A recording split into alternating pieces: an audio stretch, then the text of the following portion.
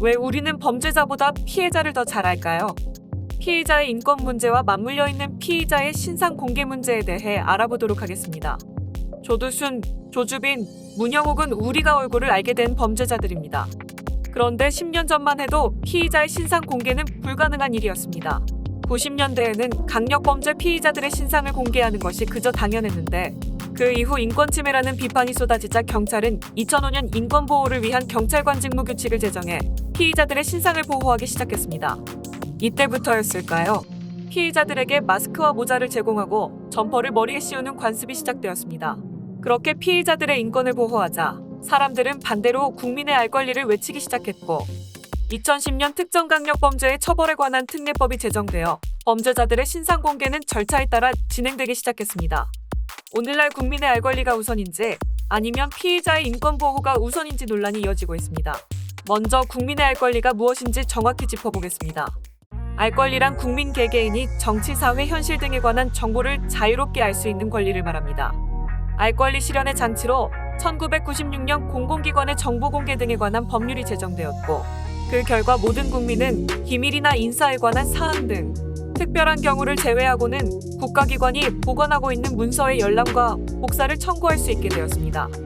하지만 여전히 국민의 알 권리 중에서 가장 침해되는 부분이 범죄자 신상 공개 여부가 아닐까 생각합니다. 범죄자 신상 공개 여부가 화제가 되는 가운데 조두순 사건이 집중되었습니다. 조두순 사건은 2008년 12월 11일 경기 안산시 단원구에서 등교하던 초등학교 1학년 만 8세 여아를 성폭행하고 장기 파손 등의 상해를 입힌 사건입니다. 조두순이 12년간의 수감 생활을 마치고 2020년 12월 12일 출소했습니다. 신상 정보가 성범죄자 알림이 사이트에 공개됐고 보호관찰관의 24시간 1:1 밀착 감시도 시작됐습니다.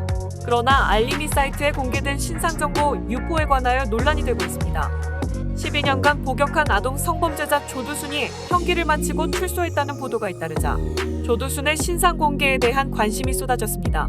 이처럼 성범죄자의 신상을 공개하는 것과 신상을 보호해주는 것 중에 과연 무엇이 우선으로 고려되어야 할까요? 알림이 사이트에 공개된 신상 정보 공유에 대해 찬반으로 의견이 나뉘었습니다.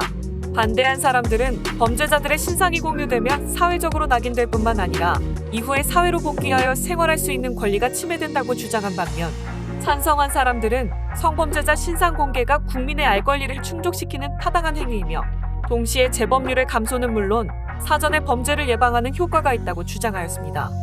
법을 따라야 하는 것은 옳은 일이지만 처벌받은 사람의 기본적인 인권이 침해된다는 의견이 대립되었습니다. 2018년 하반기부터 2020년 3월까지 텔레그램, 디스코드 등의 메신저 앱들을 이용하여 피해자를 유인한 뒤 협박해서 성착취물을 찍게 하고 이를 유포한 디지털 성범죄 사건 N번방 사건을 기억하십니까? 조두순 못지않은 연쇄 성범죄자 김근식이 9월 출소함에 따라 신상정보 공개 여부에 대해서도 많은 논란이 일었던 가운데 과거 N번방 사건 가해자의 신상 공개 사례가 재조명되고 있습니다. 과거 2019년 N번방 사건의 박사방 운영자 조주빈의 신상정보가 서울경찰청의 신상정보공개심의위원회의 결정에 따라 공개되었던 사례가 있습니다. 경찰은 신상 공개 이유에 대해 피해자는 불특정 다수의 여성을 노예로 지칭해 성착취 영상물을 제작 및 유포하는 등 범행 수법이 악질적이고 반복적이었고 아동 및 청소년을 포함해 피해자가 무려 70여 명에 이르는 등 범죄가 중대하다라고 밝혔는데요. 이 사례를 바탕으로 9월에 출소했던 성범죄자 김근식의 신상정보 공개 여부가 많은 주목을 받았습니다. 피해자 신상공개 제도가 생긴 지 올해로 꼭 11년. 우리를 경악해 한 사건들을 마주하면서 치열한 사회적 논의와 합의를 거친 결과라고 할 수 있습니다. 하지만 여전히 과제는 남아있습니다. 피해자의 인권 보호와 국민의 알 권리, 여러분은 어떻게 생각하시나요? 우리가 앞으로 이 제도에 대해 더 많은 이야기를 해야 할 이유일 것입니다. 우리가 살아가는 사회에서 극단적인 범죄와 그 범죄로부터 누군가를 두려워하고 배제하는 상황들을 당연시하게 된 원인은 어디에 있을까요? 그것은 갈등이 누적되었기 때문입니다. 갈등은 단계별로 발전하고 심화됩니다. 처음에는 서로 다른 관점으로 경직되어 각자의 입장을 고정시키면서 협력과 경쟁이 오가다가 논의가 중단됩니다. 그 다음 단계는 양측으로 극단화되고 고착화되어 상호 배타적인 자세로 논쟁하게 됩니다. 논쟁이 격화되면 갈등을 해결하는 것은 힘들다고 판단하며 적대적 관계를 사실로 인정하고 서로를 배제하는 행동으로 발전합니다. 행동은 집단을 형성하여 동조 세력을 끌어들여 패거리를 형성하여 개인적 수준을 넘어서게 됩니다. 행동의 양상이 더욱 선명해져서 체면을 손상시키거나 적극적으로 배제시키고 사회적으로 고립시킬 뿐만 아니라 자존감을 손상시키는 형태로 발전합니다. 더 발전하면 최후 통첩처럼 위협을 확산하고 동조자와 패거리를 형성하여 압박에 적극적으로 참여합니다. 위협은 상대방의 위협이 현실화되지 못하게 막는 행동으로 바뀌어 개인에게 존엄이 있다는 믿음을 저버리면서 상대에게 터무니없는 요구를 강요하는 제한적이지만 파괴 행위로 발전합니다. 더 심각해지면 상대방을 제거하는 수준으로 나아가는 극단적인 행동으로 확대됩니다. 최종적으로는 적의 완전한 파멸을 목표로 하여 싸우게 되며 자멸을 불러올지라도 최선을 다할 각오를 하게 되고 공멸하게 되는 지경에 이르게 됩니다. 즉, 갈등은 의견 차이에서 공멸로 이어질 수 있는 불씨가 됩니다. 그렇다면 갈등이 발생하는 이유는 무엇일까요?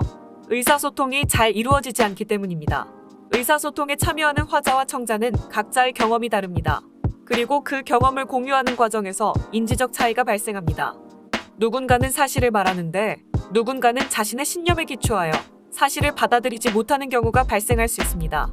의사소통에 참여하는 화자는 다른 사람의 행동이나 반응을 예상할 때 자기가 알고 있는 지식을 다른 사람도 알 것이라고 생각하는 인식의 왜곡을 겪습니다. 그래서 화자는 듣는 사람을 배려하지 않고 자기 자신의 화법과 기준으로 말을 하게 됩니다. 동시에 청자는 확증 편향의 인지적 특징을 보입니다.